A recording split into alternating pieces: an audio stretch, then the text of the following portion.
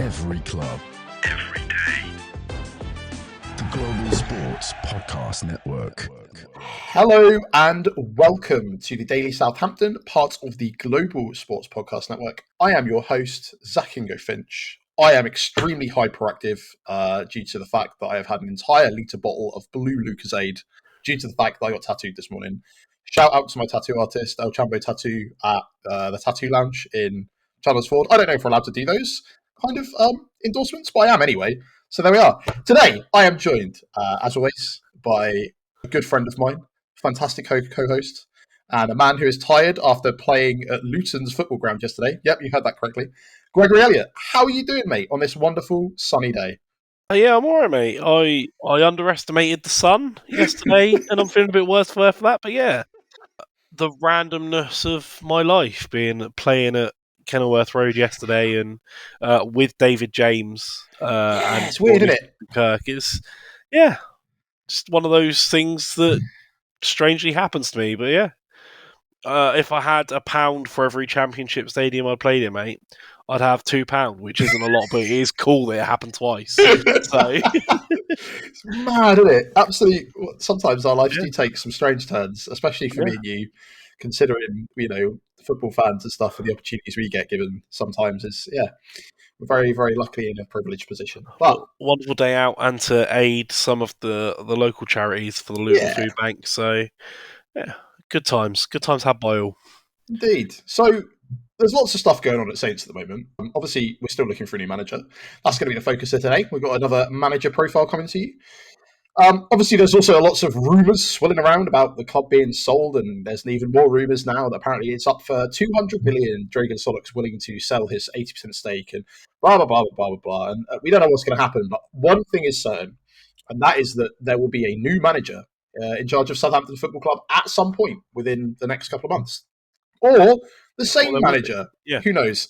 Arguably, that's still a new responsibility for him, right? Because it will still be a new manager. But today we're going to talk about Will Still, who you've probably heard of before. Sometimes referred to almost as like the football manager. Yeah, manager, which isn't really the story. I can tell you the actual story, and I will tell you part of the story. But he is somebody that it has been confirmed that we have interviewed him, apparently. The confirmation of that seems to have been a multitude of different sports sites that all quoted each other.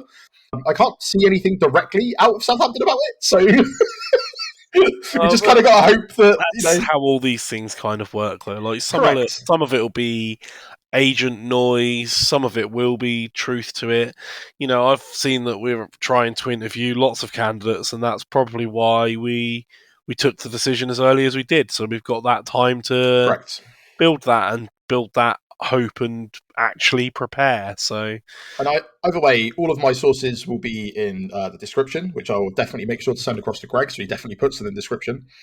We'll have to do some jiggery pokery there, Greg, because it turns out that sometimes there's a character limit, and I did not realise that we are very close to it with the rest of our stuff in our podcast.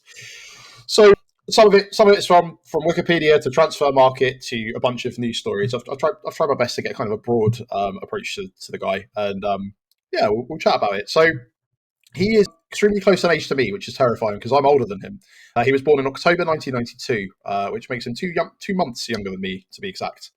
And he is currently the manager of League One club Lens, obviously known better for Stade de Reims. We'll talk about that later. Probably butchered that.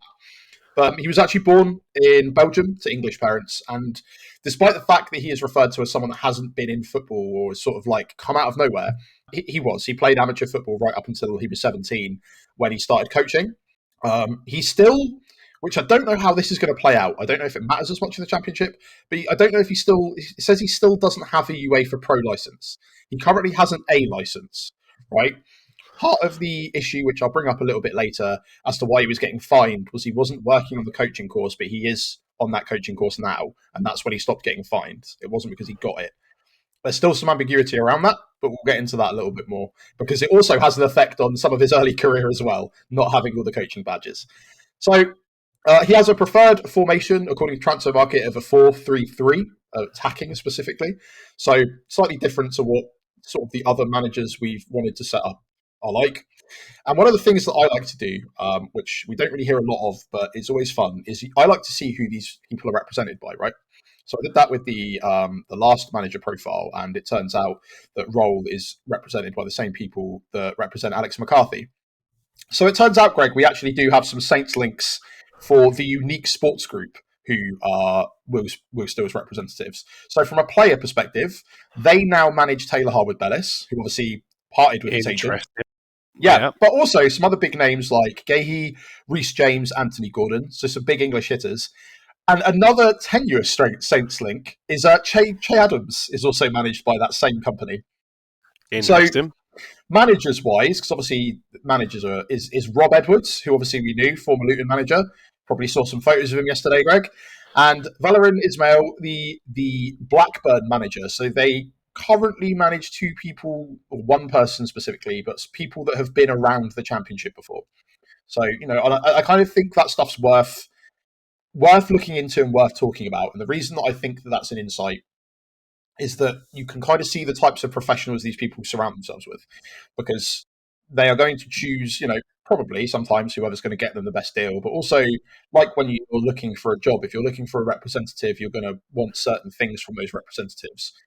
And so I guess it gives you a little bit of an insight into their character. But I always find that kind of stuff fascinating, because it's not ever something that's ever really discussed. It's like, crossing paths some places at events potentially with these players and stuff like that.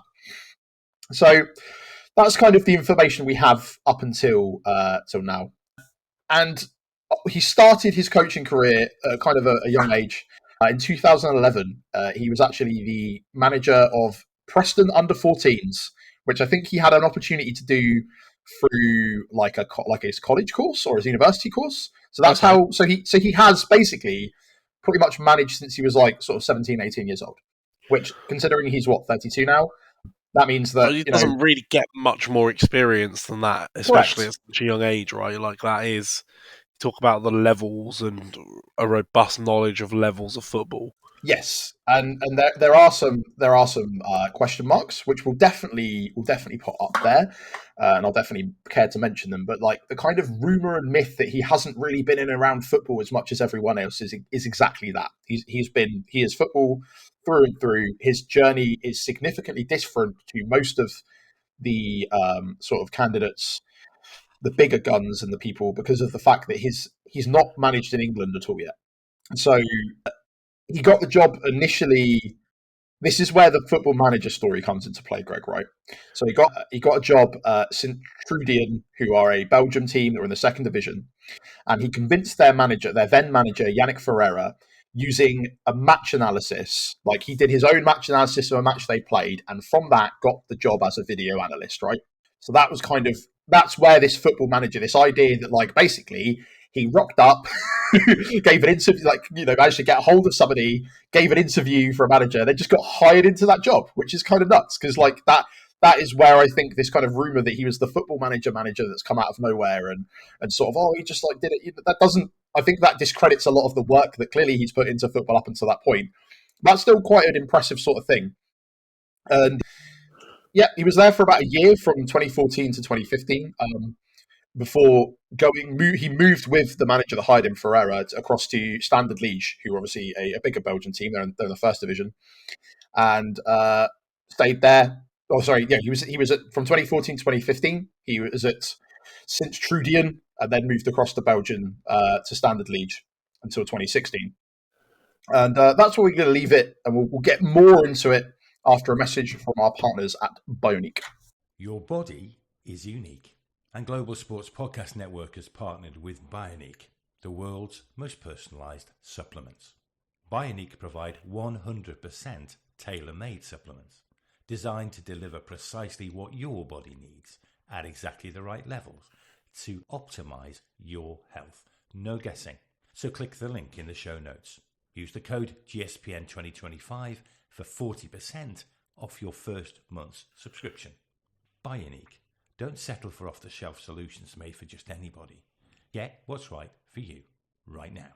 Wonderful. And so we are back. So when I left off, he'd had his sort of first forays into football again by convincing a manager to basically give a crack as a video analyst, and worked with both Sunt Trudian, I think I've pronounced that wrong, Sunt Trudian, and then Standard Liège, who we will know because we've had tenuous links there with Bazunu was recently on loan there. Gineppo came from and returned to after his spell at Southampton, and went on to manage a club known as Liège SK, and this is where a vast majority of his career has taken place. And he joined in the April 2017, and he joined as both assistant manager and a video analyst again, and actually ended up becoming the caretaker manager for them after the manager was let go sort of October time. And this is the crazy part of the story, Greg, where things like what we have heard about him previously come into play. So in that time as caretaker manager, he managed to take 21 points from 27. So it was included a seven match winning streak in the 9 games. So he ended up in that time with a 77% win ratio. However, he couldn't become the manager due to the fact that he did not have a UEFA A license at the time. So went back to being an assistant until 2018. Weird, right? So that kind of shows you that he's very much been at the level. He was very much prepared. He was very much kind of grabbed that opportunity by the bull by the horns. And unfortunately, he was just let down by the fact that he didn't have the qualifications to back it up. It's like your mate who you know who's a mechanic that can do everything with a car but never quite got to mechanic school, right? No, it's fascinating. He clearly has a footballing brain. We've talked before about like footballing intelligence, and he clearly, I don't know if you saw him on Sky Sports Monday Night Football the other week, but he clearly he gets football and sees that and is very capable of articulating that to people, and that's a real core strength of a manager. So that's a core skill of life. It's being able to explain what you want from somebody in a way that people are able to understand is vitally important in any job where you are taking on a leadership position, right? And me and you have worked with people in our past, Greg, who are very good at that. We have worked with people who are very bad at that. And the people who are very good at it get the best results, and that's just simple. And also depends on the egos of the people in the room. It depends if people want to learn, right? Sometimes if you've got a massive team like Real Madrid and you have all these superstars that are Galacticos, it actually doesn't really matter what you say tactically about how they're going to play on the field. It's managing those individuals and their, I guess, divaness, right? But in the kind of teams that he's dealt with, what he has been able to do is at least put across a vision of how he wants to play, and it's paid off because you can see it in especially some of the early statistics of him, going on to sort of having that level of success at such a young age. So he then moved on in 2018, July 2018, to the team Beerschot, that's how I'm going to pronounce it anyway, who he stayed with until 2021. And during that time, he helped them get promoted to the Belgian First Division and took over as their manager after their manager left in January 2021. So similar sort of pattern again, where he the manager gets laid off and then they kind of hire him as a caretaker, which is kind of worked out for him. And spoilers, Greg, it happens again. This is the second time, but it will not be the last. And he managed to get them finishing 9th. And despite the fact that they were able to finish 9th, they decided they wanted somebody with a bit more experience. And his replacement, Greg, you will be sad or happy to know, the next season got them dead bottom last and relegated. So again, it's like this is where this kind of challenges my bias of being like, I want someone more experienced, or I want something safe, and going, well, actually, they'd taken a punt and stayed. Maybe they would have got, done better off. Because bear in mind, he got them promoted. He was there when they got promoted into that league and then kept them there for a little bit. And then they got demoted straight after and relegated. So, yeah. Obviously, after this is when he went to Rem. So this is where people got to know him. And we're not quite at the unbeaten streak that he's famous for. And he initially joined as an assistant from July 2021 to October 2021, but he moved back to Standard Liège in Belgium. And apparently the main reason that's cited for this, because it seems a bit weird that you'd start doing a little job and then you'd move back from France to Belgium. Basically, because he's doing all of his coaching courses in Belgium, whilst doing his also full-time job, was having to drive back from France to Belgium to do his courses. And, he cited that as basically being the main reason, is that if I can work somewhere that is significantly closer to where I have to do my courses, that will make my life a lot easier. Yeah. And I can completely understand and respect that, because that's the fact that he was doing all of this on top of a full-time job. Like, we are but humble podcasters, Greg, but we also have full-time jobs. And it is a struggle sometimes to fit all of this in with also just general life stuff. Yeah. Having an extremely difficult, stressful job like football management or even at any level, and then also trying to fit in learning and courses on top of that and maintain a life, but you add in like 2 to 3 hours of driving every weekend. Pretty big deal, right? Yeah. So yeah, no one blames. But at the end of that season, he returned to Reims to be the assistant manager. And the thing happened again, Greg, where in the October of 2022, he got given the caretaker job and then eventually became the manager after going undefeated for a little bit. So when he became the manager for Reims, he became the youngest manager in Europe's top 5 leagues at 30. Now, I'm his age, so I remember what I was doing at 30. As you probably heard, if you listened to yesterday's episode, I had a failed driving test Monday. Really sucked. That's been a huge thing that I've been building up towards.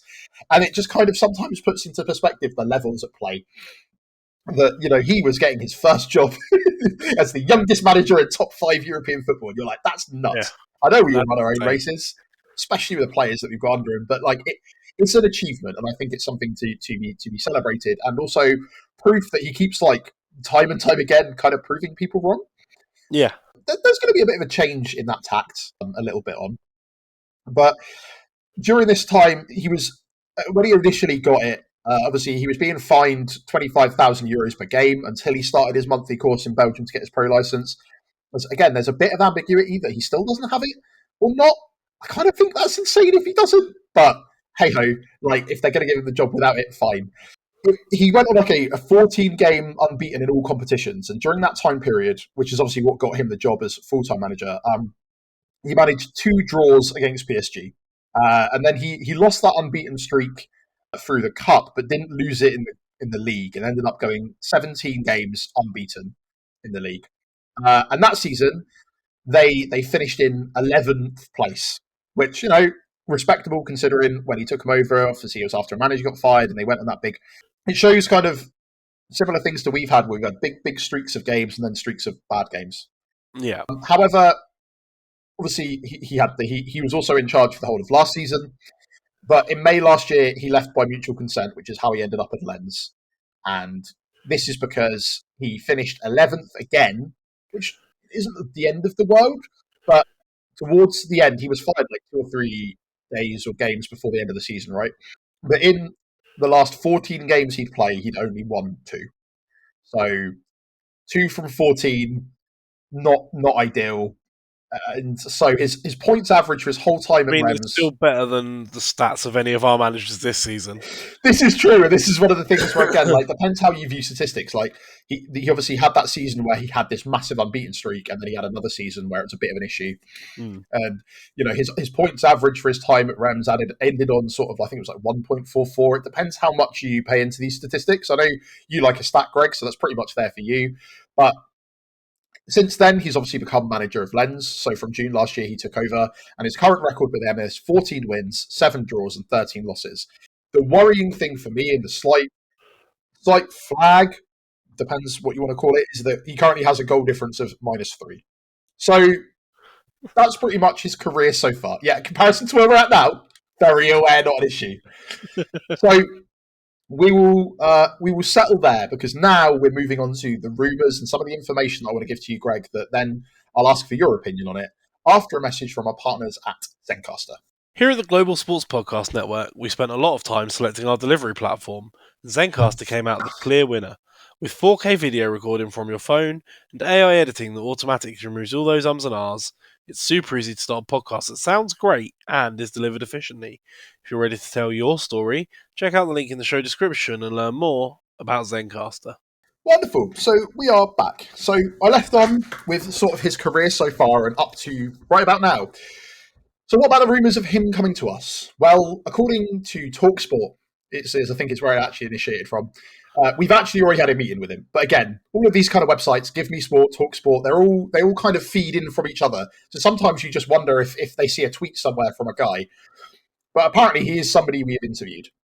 So Eric Ramsey, who Greg kept mentioning as the Minnesota manager the other day, is also somebody that has supposedly been interviewed. And he isn't expected to get to the job according to these sites, but they seem to base that off of no information whatsoever, and I take anything like that with a pinch of salt. So maybe because he's one of the main contenders as well, he's somebody I'm going to do a profile on probably as well. But at the time of writing, the last game that Will Still's team played against, they were beaten 4-0. And he said of his current club, there are things in place, there are people at the end of their cycle and others at the end of their contract. There are people who stay on and who we can build around. There needs to be an injection of talent and quality. There is a protocol to put in place and changes to be made.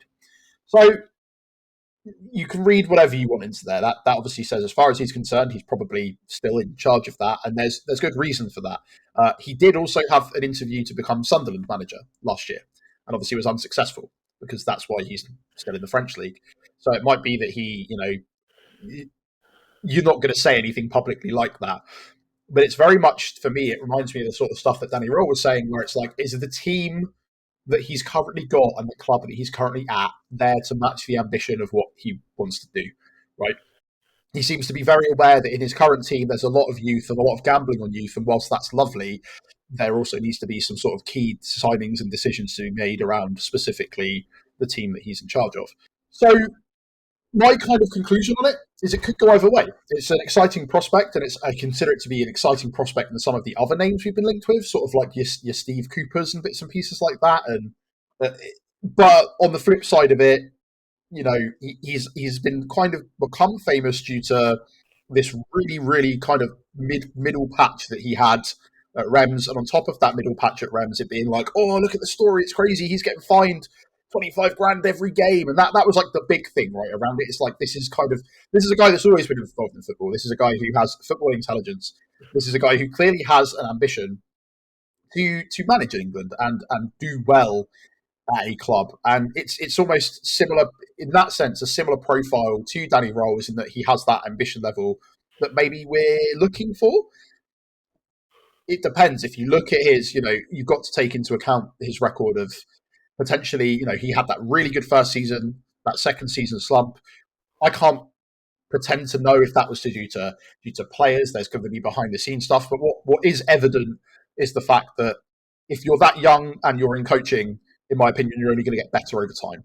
And it depends whether that opportunity is going to be still in other places over a significantly longer period of time, or potentially gets that opportunity with us. So after talking extremely high level and fast paced, once again, due to that blue Lucozade I mentioned, I'm going to pass over to you, Greg. So from everything I've told you and everything you've seen, and obviously I said you've seen the Monday Night Football stuff, where does your opinion on Will Still as potential Southampton manager? Yeah, I think I agree with you. I think it's one of the more exciting picks from the list. There seems to be such huge potential there. And I didn't realise how experienced he was. That only really adds to that for me. Obviously, he's still unproven in England, and still all of the other caveats that come with just about any manager, to be honest. And we've talked before about how impossible it is to find a manager that's going to please everyone.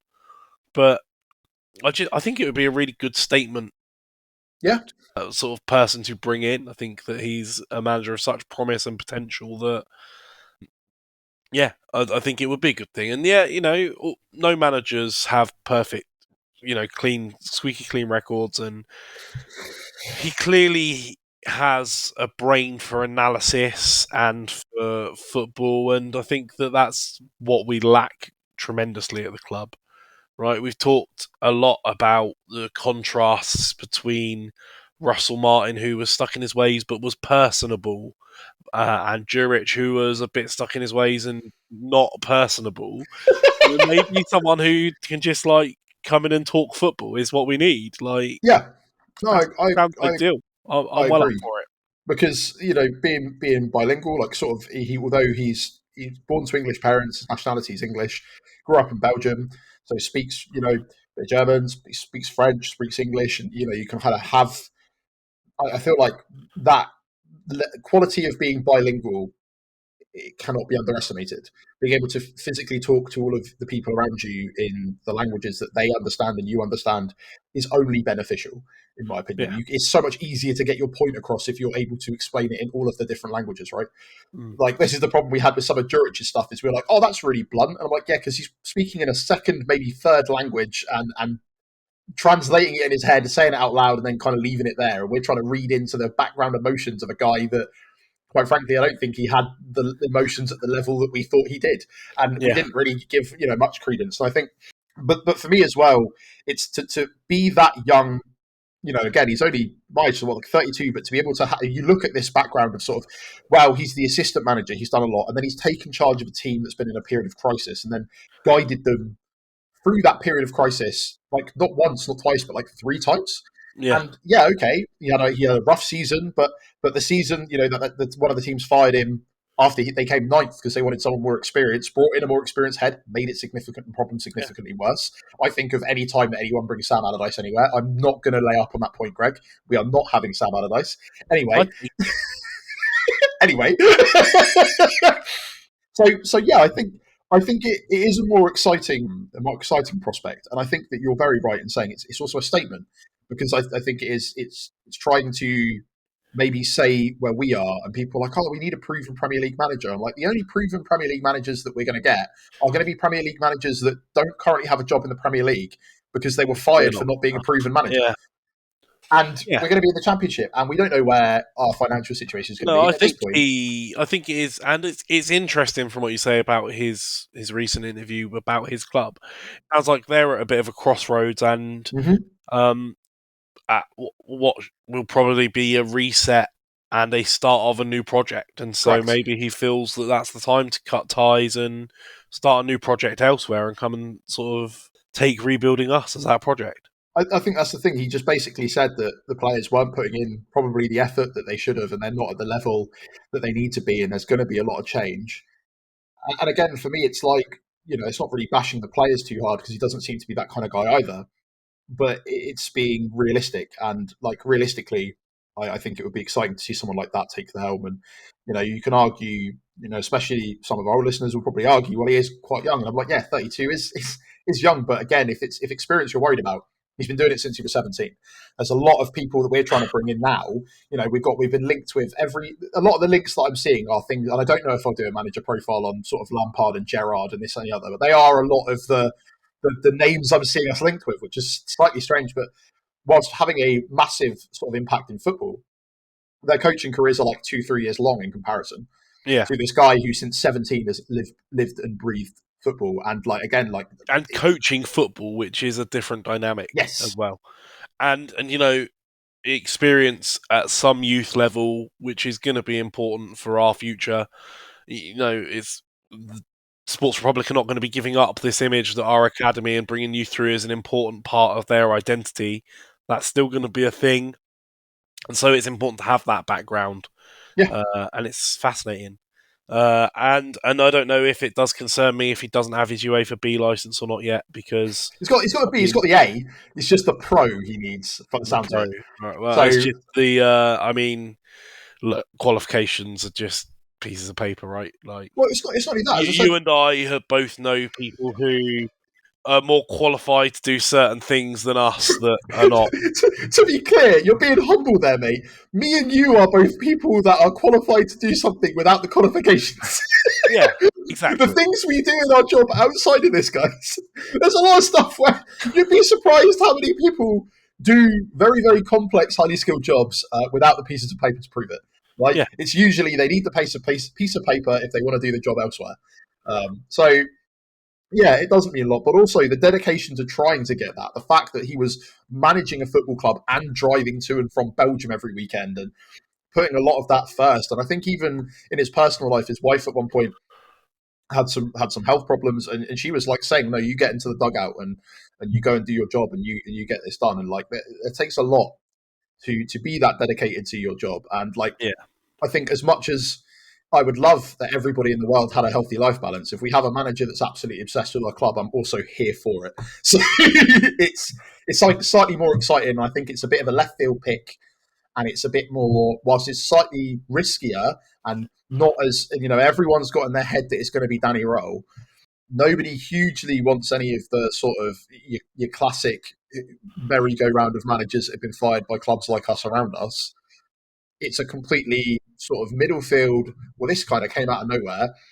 But because we know that Spurs will be heading up, if it's a decision that's made, it's going to be based off the fact that he probably thinks that, we can make this work and at least provide them with the resources to make them work this time round.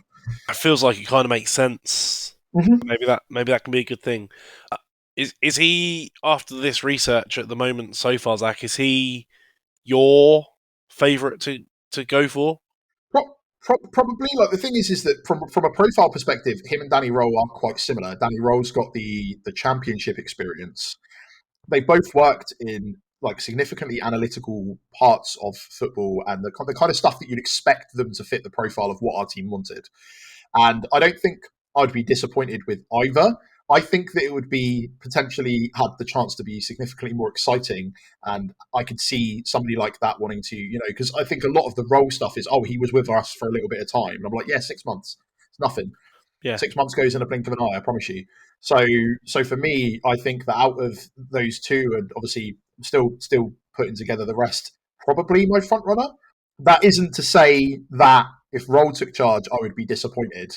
However, if it is a Lampard or a Gerrard, I think I'm not going to be best pleased.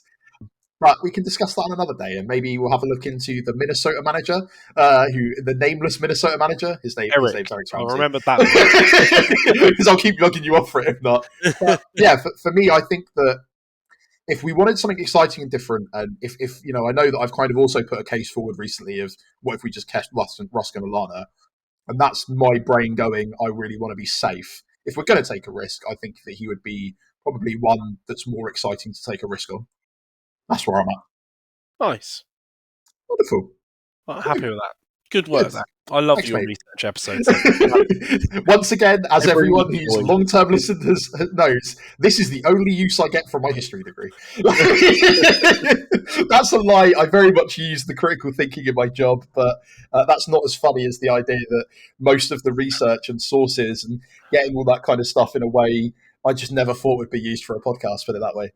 But thank you for listening, everybody. We'll probably have another one next week, unless all of a sudden we hire a manager, which then will completely derail a lot of my plans. But there we are.